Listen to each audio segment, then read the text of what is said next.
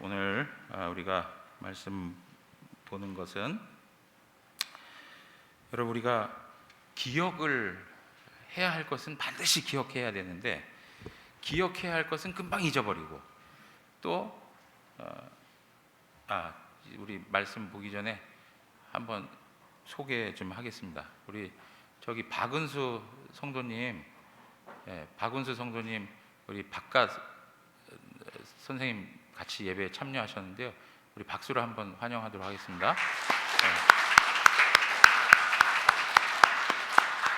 고맙습니다. 자, 여러분, 우리가 기억해야 할 것은 잘 기억해야 되고, 잊어야 할 것은 빨리 잊어야 되는데, 반대로 행할 때가 참 많아요. 우리 뜻대로 되지 않을 때가 참 있는 것이죠. 오늘 본문에서 에베소서 2장 11절에 있는 말씀을 보시면, 그러므로 생각하라, 이렇게 말씀하고 있어요. 생각해라 라고 하고 있어요. 그런데 이걸 원문이나 영어로 이렇게 좀 더 보면은 어떻게 되어 있냐면, 영어로 보면 remember 이렇게 되어 있어요. 우리가 흔히 그냥 해석을 하자면 기억해라 라고 하는 말이에요. 기억한다 라고 하는 말이죠. 그러므로 기억해라 라고 얘기를 해요. 근데 여러분 보십시오. 오늘 11절에도 그러므로 기억해라 라고 이렇게 시작하는데, 12절에 우리 한글 성경에는 잘 안 보여요. 잘 안 보이는 게 아니라 이렇게 드러나 있질 않아요. 그런데 12절도 영어 성경만 해도 무엇으로 시작되냐면 기억해라, remember 라고 하는 단어로 시작을 하고 있어요. 그러니까 11절에도 기억하십시오, 12절에도 기억하십시오 라고 하는 말로 시작하고 있는 거예요. 그런데 여러분 보세요. 여기에 보면 기억해라 라고 하는데, 뭘 기억하라는 것인가 라고 하는 것에 있어서 그러므로 기억해라 라고 얘기해요. 그러면 그러므로 라고 하는 말은 앞에서 있는 내용들의 결론으로 그러므로 라고 설명하고 있는 거예요. 그러니까 앞에 있는 내용이 뭡니까? 1장부터 이렇게 쭉 살펴봐야 되겠죠. 1장에 하나님께서 하늘에 속한 신령한 복을 주신다 그래요. 그 신령한 복이라는 것은 구원을 말하는 거예요. 성부 하나님은 계획하시고 선택하시고, 성자 하나님은 그 계획대로 이 땅에 오셔서 구원을 성취하시고, 성령 하나님은 선택한 하나님의 백성들을 찾아서 그들에게 인치시는 은혜를 허락해 주신다라고 하는 말로 시작돼요. 그리고 나서 2장에 와가지고 뭐라고 얘기하느냐, 1절부터 3절까지 예수님을 믿기 이전에 너희들의 삶의 형편이 어떠했는지, 영적인 상태가 어떠했는지에 대해서 이야기를 해주고 있어요. 2장 1절부터 3절을 다 읽지 않지만 간략하게 보자면, 그때에 너희는 허물과 죄로 죽었다는 거예요. 허물과 죄로 죽었다. 그때에 너희는 사단의 권세 아래에서 불순종의 아들들로 살았다. 사탄의 통치를 받으면서 악한 영에 사로잡혀서 불순종하는 자의 아들로, 사탄의 아들로, 사탄의 노예로 그렇게 살았다는 거예요. 그래서 결론적으로 어떻다는 거죠? 3절에 가서 보시면 후반부에 본질상 진노의 자녀였다라고 이렇게 말하고 있는 거예요. 본질상 진노의 자녀였다. 여러분, 이렇게 이야기하는 거예요. 사도 바울은 너희가 이전에 너희의 형편을 좀 잘 알아야 돼. 너희는 죄와 허물로 죽었어. 그리고 너희는 사탄에 사로잡혀서 불순종을 하는 그러한 상태에 살았어. 그리고 너희는 결과적으로 하나님의 진노를 받을 수밖에 없는 그러한 형편에 있었어 라고 이야기를 하는 거예요. 그리고 나서 4절부터 뭐라고 얘기하냐면, 그러나 4절에 그러나 국률이 풍성하신 하나님이 우리를 사랑하신 그 큰 사랑을 인하여서 허물로 죽은 우리를 그리스도와 함께 어떻게 하셨다고요? 살리셨어. 허물과 죽었던 우리를 살려주셨어. 그리고 우리를 하늘에 앉혀주셨어. 6절이죠. 그리고 나서 7절에 뭐라고 합니까? 하나님의 그 은혜가 무엇인지를 세상 앞에 드러낼 수 있는 도구가 되게 하셨어라고 얘기를 해요. 그러면서 10절에 뭐라고 얘기합니까? 10절에 우리는 하나님이 만드신 사람이야. 하나님의 선한 일을 위해서 하나님이 만드신 피조물이야 라고 이야기하는 것입니다. 그리고 나서 이 내용을 바탕으로 11절에 뭐라고 얘기하는 거예요? 그러므로 생각해라. 그러므로 생각해라 라고 얘기를 하는 거예요. 기억해라. 뭘 기억하느냐? 이러한 하나님의 은혜로 우리가 이제는 어떠한 관계에 들어오게 되었는지 그걸 기억해라 라고 하는 거예요. 우리가 이전에 어떤 관계 속에 있었으며 그리고 이제 우리가 어떠한 관계에 들어오게 되었는지 그것을 기억해라 라고 이야기하는 거예요. 자, 그래서 우리가 이제 말씀 한 구절 한 구절 보면 11절에 가서 뭐라고 얘기하냐면 너희들은 이방인이라고 하는 거예요. 너희들은 어쩔 수 없는 이방인들이었어 라고 얘기를 해요. 자, 그러므로 생각하라. 너희는 어느 때예요?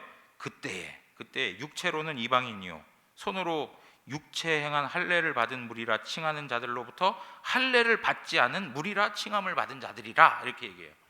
여러분 지금 바울은 뭘 설명하고 있습니까? 세상에 두 가지로 나뉘어질 수 있다는 거예요. 하나는 유대인, 하나는 이방인인 거예요. 유대인들은 어떤 사람이에요? 지금의 말로 표현하자면 육체에 행한 할례를 받은 사람, 육체의 할례를 받은 사람들이 바로 이방인이다라고 유대인이다라고 얘기를 하는 것이고, 유대인의 입장에서 너희들 지금 에베소 교회에 주를 이루고 있는 그 성도들, 너희들은 그때에는 어떤 존재들이었느냐? 이방인이었다. 그리고 할례를 받지 못한 무리였다라고 이야기를 하는 거예요.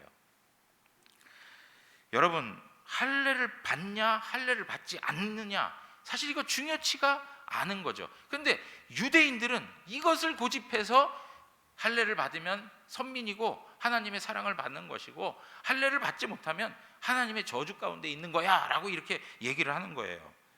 그러나 성경은 예수 그리스도 이후에 어떻게 얘기하느냐? 종교적인 외적 표식으로 설명할 수가 없다라고 얘기를 하죠. 그래서 갈라디아서 5장 6절에 그리스도 예수 안에서는 할례나 무할례나 효력이 없으되 사랑으로서 역사하는 믿음뿐이다 라고 얘기를 해요. 여러분, 그리스도 안에서는 할례를 받았느냐 받지 않았느냐 종교적인 외적 표시만을 가지고 구분할 수 없다라고 얘기를 해요. 그러한 종교적인 기준, 그런 모든 것들은 의미가 없고 뭐라고요? 그리스도 안에 있어야 한다는 거죠. 그러면서 사랑으로서 역사하는 믿음, 사랑으로서 역사하는 믿음, 그것이 중요한 것이다 라고 얘기를 하고 있는 겁니다. 그래서 여러분 로마서 2장 25절에서 29절에 가서 보시면 내가 율법을 행하면 할례가 유익하나 만일 율법을 범하면 내 할례는 무할례가 되느니라. 그런즉 무할례가 율법의 규례를 지키면 그 무할례를 할례와 같이 여길 것이 아니냐. 읽다 보면 이게 무슨 말이지 라고 생각이 되어지죠. 근데 여러분 이게 무슨 얘기냐면 내가 할례자예요. 할례를 했어요. 내가 종교적 표식으로 나는 선민이에요. 그런데 그 선민이 하나님의 율법의 말씀을 지키지 않으면 무할례자하고 똑같은 거 아니냐 이거예요. 근데 내가 무할례자예요. 내가 할례를 받지 않았어요. 내가 선민이라고 하는 표식이 없어요. 이방인이에요. 그런데 내가 하나님의 율법의 말씀을 지키면 그게 할례자 아니냐. 할례자가 할 그 도리를 하고 있는 거 아니냐. 그러므로 외적인 할례가 있느냐 없느냐 그게 중요한 게 아니다. 어떤 분들은 지금 목사님 할례가 도대체 뭐예요? 지금 할례가 뭔데 자꾸 할례 그런 분도 계실 거예요. 할례는 우리가 잘 아는 것처럼 포경 수술을 하는 거죠. 쉽게 얘기하면 그것으로 이 자녀가 이스라엘의 백성이라는 것, 하나님의 선민이라고 하는 표식을 두는 것이에요. 근데 유대인들 입장에서는 그게 중요한 거예요. 그걸로 나는 하나님의 백성이다. 라고 하는 것을 주장하는 거죠. 근데 지금 바울은 그게 중요한 게 아니다라는 거예요. 그러면서 얘기합니다. 28절에 무릇 표면적 유대인이 유대인이 아니요 표면적 육신의 할례가 할례가 아니다. 너희가 혈통적으로 유대인이라고 해서 유대인이 아니고, 너희가 할례를 했다고, 육체의 할례를 했다고 해서 진짜 너희가 할례를 받은 게 아니다. 그러면 뭐냐? 29절에 이렇게 얘기합니다. 오직 이면적 유대인이 유대인이며 할례는 어디에 한다고요? 마음에 하라는 거예요. 마음의 변화가 일어나지 않으면 안 된다는 거예요. 영에 있고 율법 조문에 있지 아니한 것이라. 그 칭찬이 사람에서가 아니요 다만 하나님에게서 나온다라고 얘기를 해요. 여러분 무슨 얘기입니까? 이면적 유대인이 유대인이다. 뭐예요? 영적으로 거듭난 자, 영적으로 변화를 경험한 자가 진정한 하나님의 자녀가 된다는 거죠. 하나님의 백성이 된다는 이야기죠. 영으로 거듭난 자, 성령으로 거듭난 자가 하나님의 자녀가 된다는 이야기를 하고 있는 거예요. 그래서 갈라디아서 6장 15절에 이렇게 얘기합니다. 할례나 무할례나 아무것도 아니다. 할례를 받았냐 안 받았냐 그거 아무것도 아니다. 오직 새로 지으심을 받은 것만이 중요하다. 이게 뭡니까? 그리스도 예수 안에서 새롭게 태어난 피조물이어야, 새 창조물이어야 그것이 합당하다는 거예요. 누구든지 그리스도 예수 안에 있으면 새로운 피조물이라. 이것이 중요하다는 거예요. 이것이 예수 그리스도 안에 있느냐 예수 그리스도 밖에 있느냐 이게 중요하다는 거예요. 근데 예수 그리스도에 대한 내용은 없고 전부 뭐예요? 종교적인 외적 표식들, 형식들, 그것만 가지고 있으면서 나는 하나님의 택한 백성이야 라고 주장하는 것은 합당하지 않다는 이야기를 하고 있는 거예요. 그런 의미에서 지금 바울은 유대인들의 관점에서 보면 지금 이방인들, 너희들은 외부인들이다 라고 하는, 그때에 그랬다는 것을 지금 강조하여 설명하고 있는 겁니다. 그러면서 또 한 가지 말하는 게 뭡니까? 12절입니다. 그때에 너희는 그리스도 밖에 있었고 이스라엘 나라 밖에 사람이라. 약속의 언약들에 대하여는 외인이요 세상에서 소망이 없고 하나님도 없는 자다라고 이야기를 합니다. 여러분 이게 무슨 말이냐면 유대인들 외에 이방인들은 하나님의 메시아 약속을 들을 수도 없었고 받을 수도 없었어요. 그러니까 그들에게 있어서는 예수 그리스도가 없었어요. 메시아를 기다릴 만한 그러한 생각들조차 없었어요. 하나님께서 주시는 약속은 유대인들의 관점에서 보면 자신들만을 위한 약속이었던 거죠. 메시아가 오신다 그러면 누구를 위한 메시아예요? 자기들만을 위한 메시아로 오시는 거예요.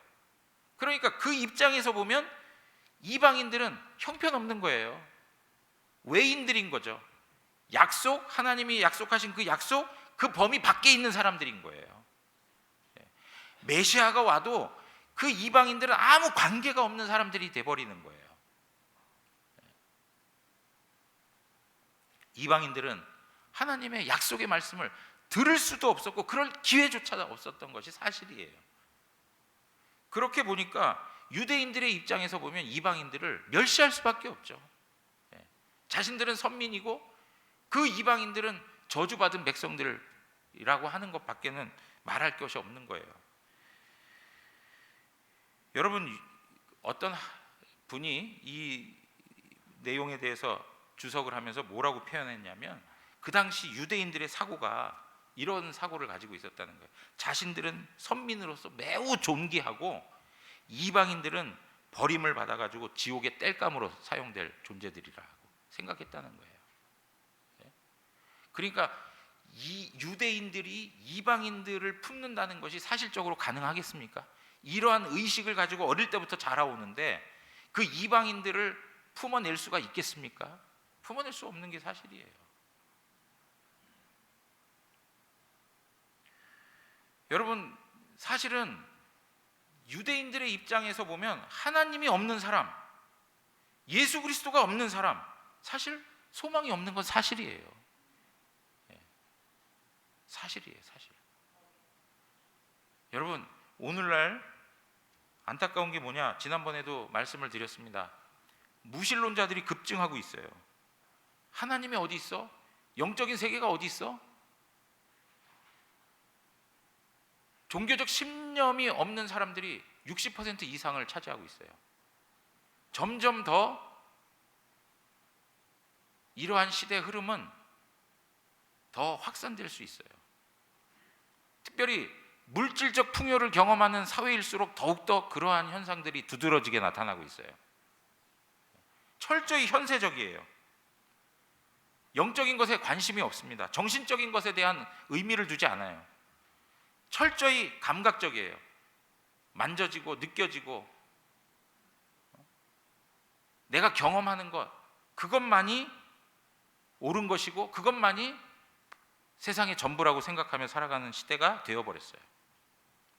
그게 지금의 시대의 흐름을 주도하고 있는 사상이에요. 여러분, 그런데요, 이러한 모습 속에서 우리가 분명히 이해해야 할 것이 있는데, 이게 뭐냐? 무신론자들에게는 소망이 없습니다. 무신론자들뿐만이 아닙니다. 예수 그리스도 밖에서는, 하나님이 없다 하고 살아가는 인생들 속에서는 답이 없습니다. 답이 나오질 않습니다. 정말 풍요롭게 살아갑니다. 갑부라고 하는 이름을 들으면서, 재벌이라고 하는 이름을 들으면서 살아가요. 세상적으로 물질이 부족하지 않습니다. 차고 넘칩니다. 그런데 예수 그리스도가 없다면 그의 인생은 공허합니다. 그의 인생은 허무하고 정신적인 많은 질병들을 안고 살아가는 것이 사실입니다. 여러분, 예수 그리스도가 없다면 답이 나오질 않습니다. 허점투성이의 삶을 살아가고 있는 것이 사실이에요. 정신적인 공허함과 인생에서 찾아오는 허무함들, 우울함들, 외로움과 고독감, 그리고 어떤 많은 관계 속에서 오는 상처와 아픔들로 인해서 신음하고 끙끙 앓고 살아가는 것이 사실이에요. 그런데 겉보기에는 아닌 것처럼 살아가요. 전부 그렇습니다. 점점 현세적이고 감각적이고 물질 중심이 지배하는 사회를 가면 갈수록 그러한 사람들은 점점 더 늘어날 거예요. 제가 그래서 말씀드리는 거예요. 그 어느 시대보다도 예수 그리스도의 복음이 필요한 시대라는 거죠. 예수 그리스도가 없으면 답이 나오질 않아요. 답이 없어요.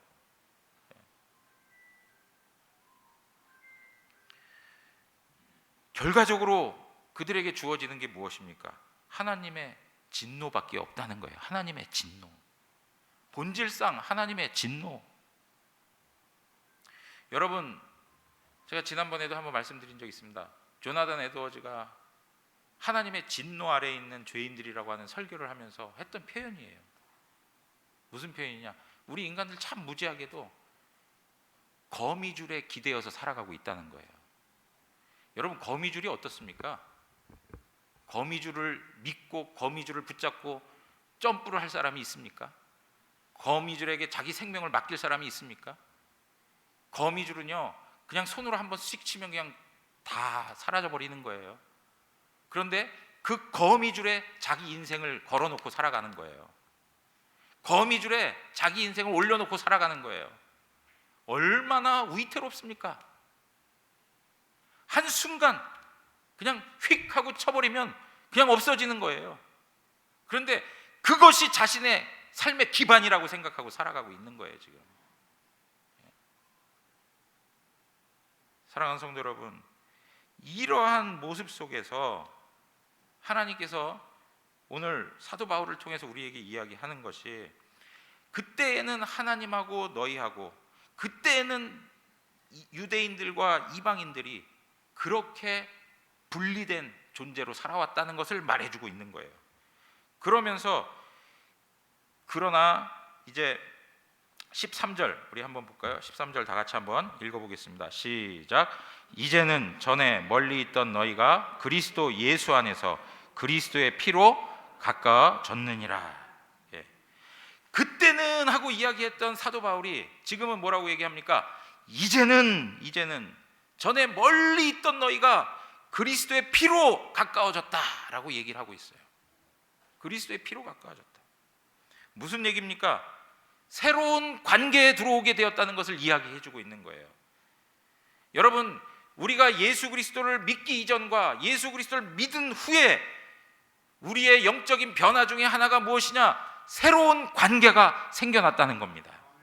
새로운 관계가 생겨났다는 거예요. 예수 그리스도가 아니라면 다 끊어질 것이요, 성립될 수도 없고 그리고 하나 될 수도 없는 그러한 관계들이 예수 그리스도 안에서 모든 것들이 새로운 관계 속에 들어오게 되었다는 것을 말씀해 주고 있는 거예요. 그래서 어떻게 그러면 새로운 관계로 이렇게 오게 되었는가라고 하는 거예요. 어떻게 새로운 관계로 오게 되었는가? 오늘 본문 14절에 가서 보시면 14절 14절부터 해가지고 16절까지에 있는 말씀들을 우리가 쭉 살펴볼 건데요. 여기 보시면 뭐라고 얘기합니까? 14절. 그는 우리의 뭐라고요? 화평이신지라 그래요. 화평이신지라. 뭐라고 얘기합니까? 둘로 하나를 만드셨다라고 말합니다. 둘로 하나를 만드셨다. 여러분, 사도 바울이 지금 우리를 하나 되게 하신 것에 대해서 누가 하셨다는 겁니까? 13절에서도 얘기하니까 너희가 그리스도 예수 안에서 그리스도의 피로 가까웠게 됐다라고 얘기를 해요. 그러니까 우리가 새로운 관계로 들어온 것에 있어서 가장 키는 누가 제공하는 거냐? 예수 그리스도가 제공하는 거예요. 예수 그리스도가 아니면 우리는 하나 될 수가 없는 거예요. 하나 될 수가 없어요. 그래서 14절에 뭐라고 얘기하는 거예요? 예수 그리스도는 우리의 화평이시다라고 이야기하는 거예요. 그런데 둘로 하나를 만들었다는 거예요. 둘로 하나를 만들었고 원수된 것, 중간에 막힌 담을 자기의 육체로 허물어뜨렸다라고 얘기를 하고 있습니다. 여러분, 지금 사도 바울이 이야기하는 이 내용, 이 이미지, 이거 어디서 빌려온 걸까요? 어디에서 유추해가지고 지금 이런 말을 하고 있는 것일까요? 예? 유대인들의 입장에서 보면은 성전을 놓고 볼 때에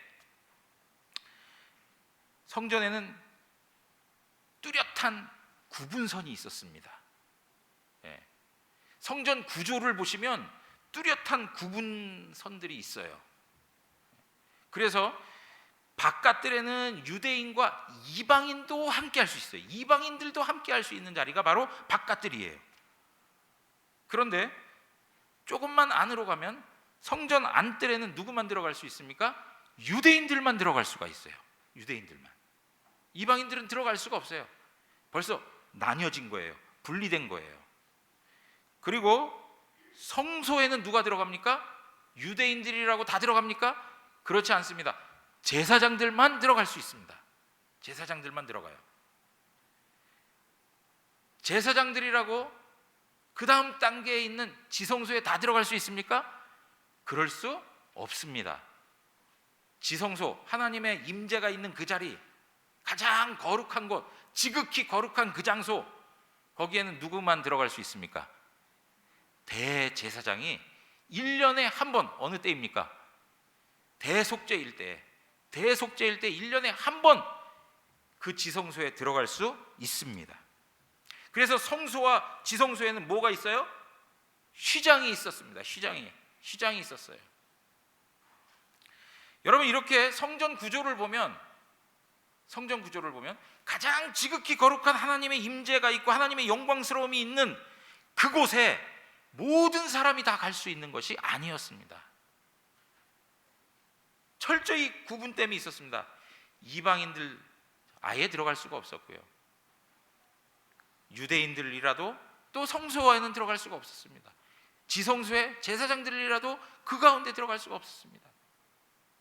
그런데 여러분, 오늘 우리가 말씀하신 것처럼 둘로 하나를 만드사 원수된 것 곧 중간에 막힌 담, 지금 사도 바울이 이렇게 중간에 막힌 담이라고 하는 것을 가져오게 된 배경이 바로 성전 구조예요. 성전에 이 막힌 담을 어떻게 하셨다는 거예요? 예수 그리스도께서 허무셨다는 거예요. 무엇으로요? 자기의 육체의 죽음으로, 자기 육체의 죽음으로 그 모든 장벽을 무너뜨렸다라고 말씀하고 있는 겁니다. 그래서 여러분, 예수 그리스도께서 십자가에 죽으실 때에 어떤 일이 벌어졌습니까? 지성소와 성소 사이에 있는 휘장이 갈라지고 찢어져 버렸습니다. 그래서 에베소서에, 히브리서에서는 우리에게 말합니다. 우리가 성소에 들어갈 담력을 얻었나니, 성소에 들어갈 담력을 얻었나니, 누구의 피로요? 예수 그리스도의 피로써. 제사장들이 매일 드리는 제사로서는 그때밖에 효력이 없지만 단 한 번의 제사를 드림으로 예수 그리스도께서 대제사장으로서 단 한 번에 자기 자신을 십자가에 죽이심으로 대속 제물이 되어, 화목 제물이 되어 우리를 구원하여 주셔서 하나님 앞에 나아갈 수 있는 길을 열어 주셨다는 겁니다. 그래서 우리는 은혜의 보좌 앞에 나아갈 수가 있는 것이죠. 은혜의 보좌 앞에 나갈 수 있는 거예요. 자, 그런데요, 여러분 보세요. 그러면서 15절 가서 보십시오. 법조문으로 된 계명의 율법을 폐하셨으니 이는 이 둘로 자기 안에서 한 세 사람을 지어 화평하게 하셨다 그래요. 여러분, 이 둘로라는 건 뭡니까?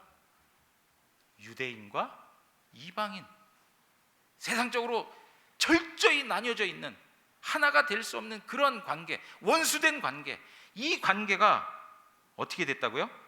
한 몸으로 되었다는 거예요. 한 몸으로 되었다는 거예요. 여러분, 여기에 아주 중요한 그 표현이 있는데, 그게 뭐냐? 이 둘로 자기 안에서, 그리스도 안에서 한 세 사람을 지었다는 거예요. 한 세 사람을 지었다. 무슨 얘기냐? 유대인을 이방인으로 만든 것도 아니시고요, 이방인을 유대인화 시킨 것도 아니에요. 지금 유대인도 아니고 이방인도 아니고 그들이 가지고 있는 특성들을 조금도 내세우지 못하고 새로운 한 사람을 탄생시켰다는 거예요. 그게 뭡니까? 그것이 바로 교회입니다. 교회. 그것이 바로 그리스도의 몸입니다. 한 몸을 하나님께서 새롭게 지으셨다는 거예요. 여러분, 그러한 내용에 있어서 우리 교회를 이해할 필요가 있어요. 교회는 세상에서 유대인으로, 세상에서 이방인으로 살던 그 특징을 가지고 와가지고 그것이 아직도 살아가지고 그것으로 서로를 나누고 서로 갈라지고 서로 분리하고 하는 그런 공동체가 아니라는 거예요. 유대인의 것도 다 사라지고 유대인의 특성과 기질도 다 없어지고 이방인이 가지고 있었던 그 한계도 다 사라지고 그리스도 예수 안에서 새로운 피조물 한 사람이 태어나게 되었다는 거예요. 그것이 교회라고 말씀하고 있는 겁니다. 교회. 그러니까 여러분 한번 보십시오. 교회는 옛 습관을 쫓아갈 이유가 하나도 없습니다. 옛 전통을 가지고 갈 이유가 하나도 없습니다. 그 전통이라는 게 뭡니까? 그 옛 구습이 뭡니까? 서로 분리하는 거예요. 서로 나뉘어지는 거예요. 서로 갈기갈기 찢어지는 거예요. 다투고 싸우고 나뉘어지는 그러한 현실들이에요. 여러분, 세상은 그런 방식으로 살아가고 있지 않습니까? 힘 있는 자가 약한 자들을 따돌리고 능력 있고 권력 있고 힘 있고 재력 있고 하는 사람들이 자신들만의 테리토리를 만들어 놓고 영역을 만들어 놓고 그래서 근접하지 못하게 하고 그걸 또 지켜내려고 하고 그러한 사회적 분위기 속에서 정말로 힘없고 아무것도 없는 그러한 아주 소외되고 아파하는 그런 계층들은 더 소망을 잃어버리고, 여러분, 이러한 것이 우리 사회에 그냥 계속 벌어지는 일들이에요.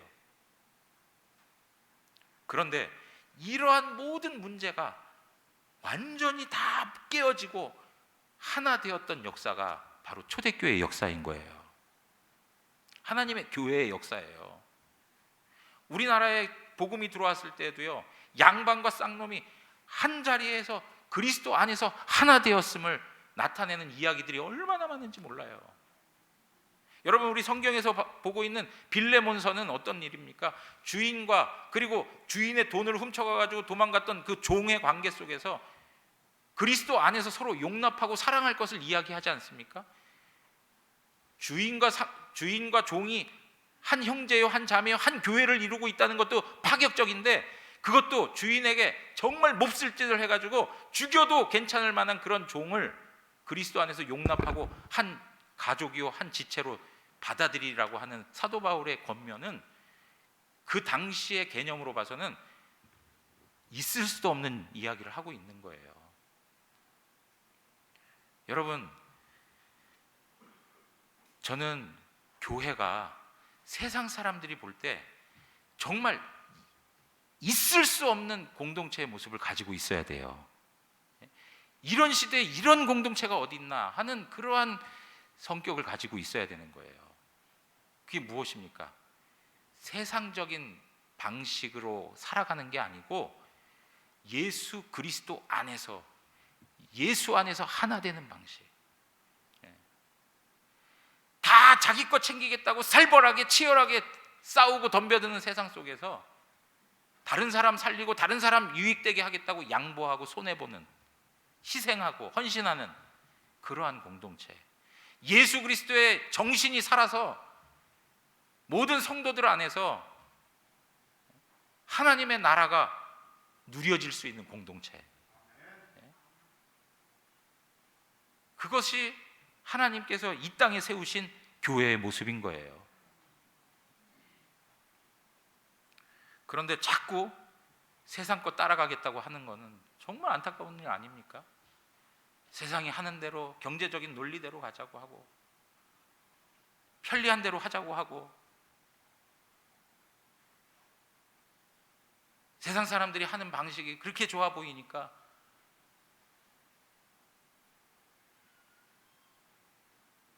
우리 시대 그냥 그렇게 넘어가도 될 것 같다고 편안하게 생각해야 할 일은 아닌 거예요. 정말 우리가 하나님이 이 땅에 세우신 교회의 목적대로 서 있는가? 예수 그리스도의 그 정신이 살아서 이 땅에서 복음 사역을 감당하고 있는 교회 공동체로 있는가? 여러분, 이거 너무 중요한 일 아니겠습니까?